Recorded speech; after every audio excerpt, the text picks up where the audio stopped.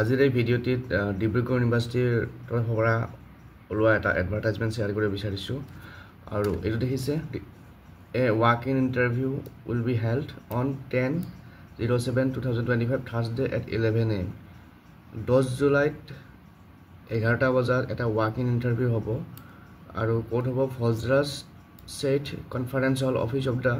vice chancellor Dibrugarh university for one post of assistant professor on contract basis এটা assistant professor পোষ্টৰ কাৰণে walk in interview হ'ব আৰু এই পোষ্টটো আছে centre of management studies Dibrugarh university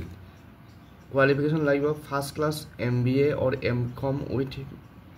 minimum 2 years duration recognized by AICTE or AIU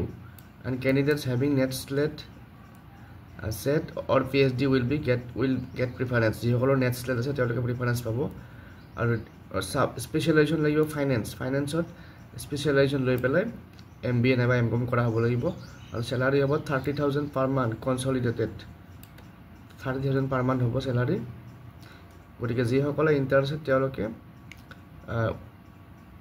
বায়োডাটাৰ লগতে যিখিনি নেচেচাৰী ডকুমেণ্টছ থাকে তাৰে এটাষ্টেড কপি তাৰপিছত কিবা যদি তেওঁলোকৰ পাব্লিকেশ্যন আছে সেইবিলাক লৈ পেলাই আৰু এক্সপিৰিয়েঞ্চ চাৰ্টিফিকেট যদি আছে সেইবিলাক লৈ পেলাই তাৰ লগতে অৰিজিনেলবিলাকো লৈ পেলাই ৱাক ইন ইণ্টাৰভিউত যাব পাৰিব তাৰপিছত কেণ্ডিডেটসকলে 500 টকা এটা ৰেজিষ্ট্ৰেশ্যন ফি হিচাপে দিব লাগিব আৰু কেণ্ডিডেটসকলে ইণ্টাৰভিউ আৰম্ভ হোৱাৰ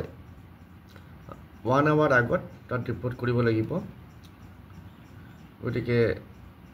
এইটো হৈছে ডিব্ৰুগড় ইউনিভাৰ্চিটিৰ এছিষ্টেণ্ট প্ৰফেচৰ যিটো আমাৰ চেণ্টাৰ ফৰ মেনেজমেণ্ট ষ্টাডিজ আছে তাতে ভেকেণ্ট হোৱা এছিষ্টেণ্ট প্ৰফেচৰ কাৰণে ৱাক ইন ইণ্টাৰভিউ নটিছ গতিকে আজিৰ ভিডিঅ'ত এইটো